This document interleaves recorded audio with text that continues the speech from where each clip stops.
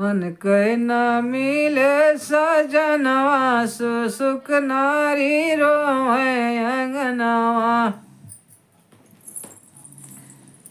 मन कहे न मिले सजनवा सुसुक नारी रोवे अंगनवा। रोवे अंगनवा रोवे अंगनवा। मन कहे न मिलले सजनवा सुसुक नारी रोवे अंगनवा। काऊ कही उन्हें ब्रह्मा विष्णु का। काऊ कही उन्हें ब्रह्मा विष्णु का। काहे का लिख ले जनमवा सुसुक नारी रोवे अंगनवा। काहे का लिख ले जनमवा सुसुक नारी रोवे अंगनवा।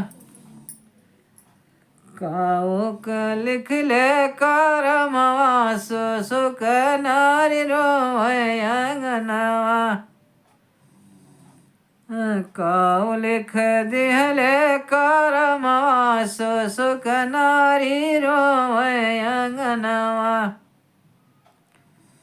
मन कहे न मिले सजनवा सुसुक नारी रोवे अंगनवा।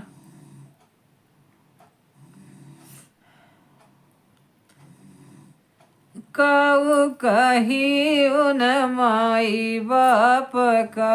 काऊ कही उन मैया बाप का। काहे का दिहले जनमवा सुसुक नारी रोवे अंगनवा। काहे का दिहले जनमवा सुसुक नारी रोवे अंगनवा। मन कहे न मिले सजनवा सुसुक नारी रोवे अंगनवा। काऊ कही उन सासु ससुर का।